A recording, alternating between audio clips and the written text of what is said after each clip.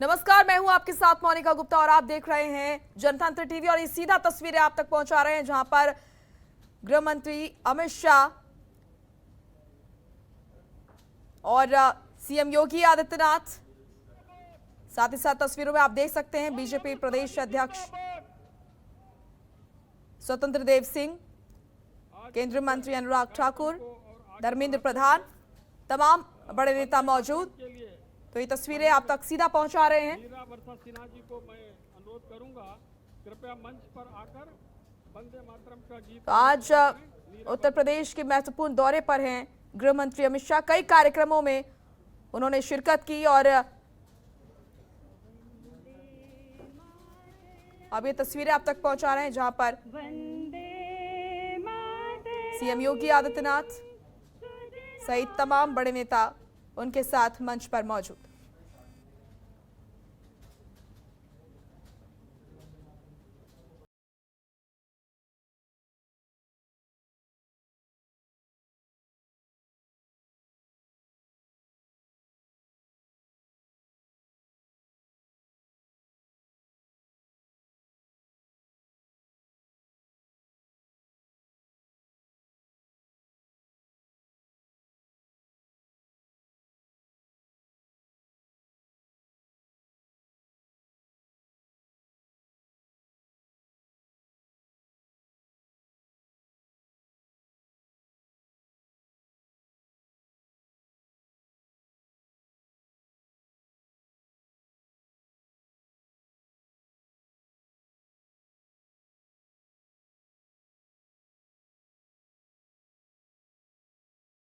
भारत माता की।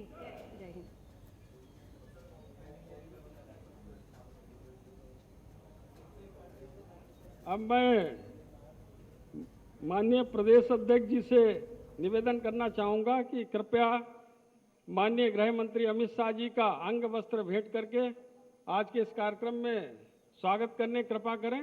माननीय प्रदेश अध्यक्ष जी।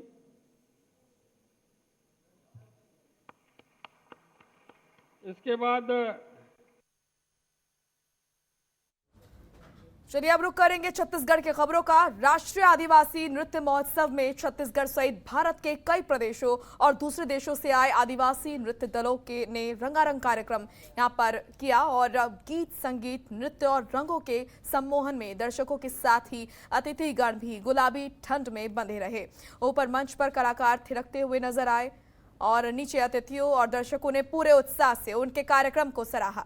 राज्यपाल अनुसुईया उइके, मुख्यमंत्री भूपेश बघेल, मंत्रीगण और अतिथिगण 3 देशों स्विट्जरलैंड, उज्बेकिस्तान, माली देश और पड़ोसी राज्य मध्य प्रदेश के छिंदवाड़ा के दल ने दर्शकों को अपने अपने संस्कृति और लोक नृत्य से रूबरू कराया। नृत्य को देख अतिथि और दर्शक मंत्रमुग्ध हो गए। स्विट्जरलैंड के दल ने अपने वीर सैनिक और योद्धाओं के शौर्य को समर्पित नृत्य की प्रस्तुति दी।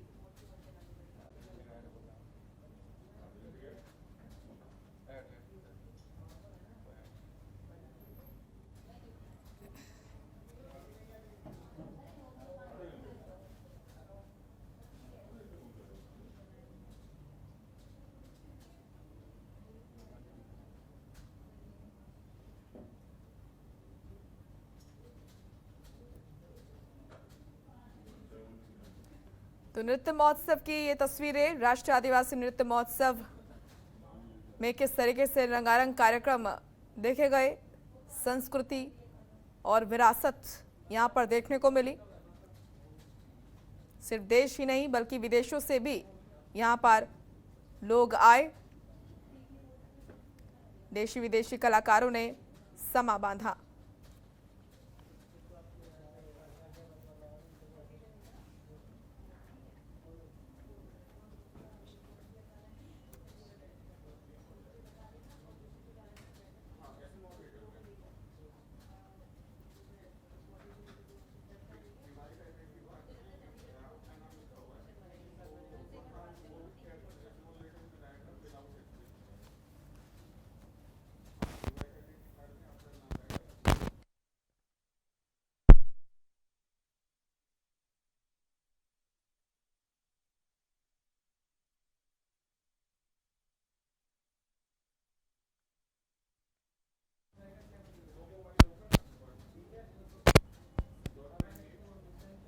तो नृत्य महोत्सव में लोगों की भारी भीड़ जुटी। यहां पर सीएम भूपेश बघेल, राज्यपाल भी मौजूद, जहां आपको बता दें कि देशी और विदेशी कलाकारों ने इस समा को बांधा और तस्वीरें भी आप देख सकते हैं किस तरीके से रंगारंग कार्यक्रम जो हैं वो पेश किए गए।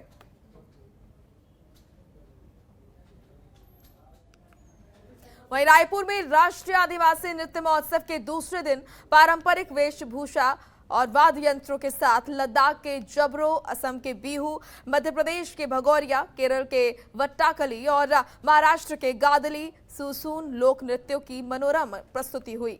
27 राज्य, 6 केंद्र शासित प्रदेश और 7 देशों के 1500 से ज्यादा कलाकार यहां पर मनोरम प्रस्तुति देते हुए नजर आए। कार्यक्रम के मुख्य अतिथि के तौर पर झारखंड के मुख्यमंत्री ने शिरकत की थी।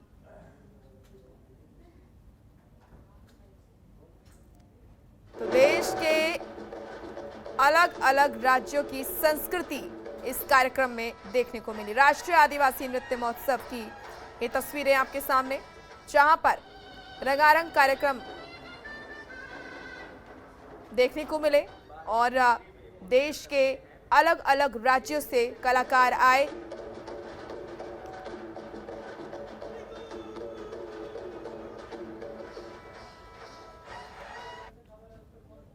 सरगुजा में बीजेपी ने 1 नवंबर से धान खरीदी शुरू करने, एमएसपी वृद्धि का लाभ किसानों को देने और किसानों की अन्य समस्याओं के समाधान के लिए राज्यपाल के नाम कलेक्टर को ज्ञापन सौंपा। बीजेपी पिछड़ा वर्ग मोर्चा के प्रदेश अध्यक्ष अखिलेश सोनी ने ज्ञापन सौंपने के बाद संकल्प भवन अंबिकापुर में प्रेस वार्ता को संबोधित करते हुए बताया, छत्तीसगढ़ में धान की फसल तैयार हो चुकी है, लेकिन शासन इस सत्र में इसकी खरीदी को लेकर किसी तरह की घोषणा नहीं किए जाने से किसानों में बेचैनी है।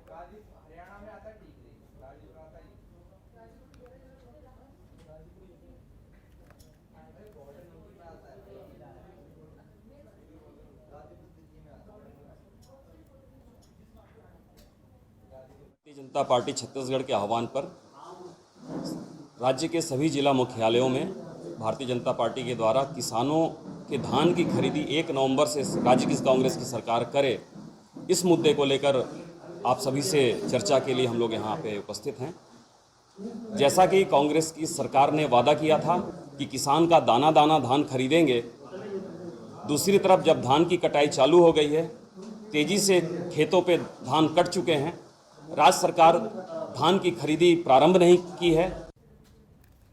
वहीं कांकेर में धान खरीदी में देरी को लेकर बीजेपी ने सरकार पर निशाना साधा। 1 नवंबर से धान खरीदी शुरू करने, एमएसपी वृद्धि का लाभ किसानों को देने और किसानों की अन्य समस्याओं के समाधान के लिए राज्यपाल अनुसुईया उइके के नाम कलेक्टर को ज्ञापन भी सौंपा गया। उसके पहले बीजेपी ने कमल सदन में प्रेस कॉन्फ्रेंस आयोजित कर राज्य सरकार से मांग की है कि बिना किसी विलंब के 1 नवंबर से धान खरीदी अतिशीघ्र प्रारंभ की जाए। इस दौरान बीजेपी के पूर्व प्रदेश अध्यक्ष और पूर्व सांसद विक्रम उसेंडी ने कहा कि छत्तीसगढ़ में धान की फसल अब तैयार है, लेकिन शासन ने इस सत्र में इसकी खरीदी को लेकर किसी तरह की घोषणा नहीं किए जाने से किसानों में इससे बेचैनी है।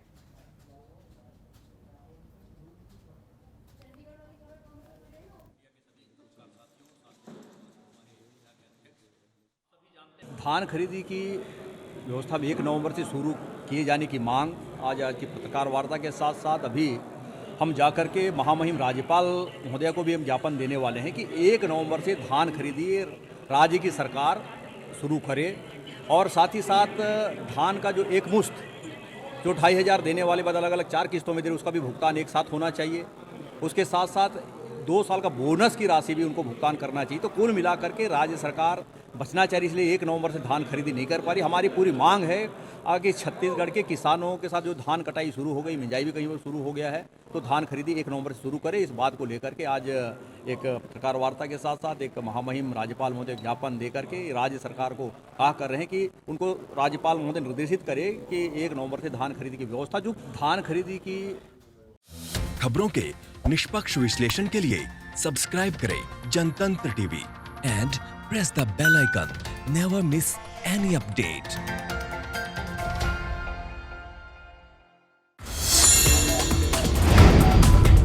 Download the Janatantra TV app Available on Google Play and App Store. Download it now.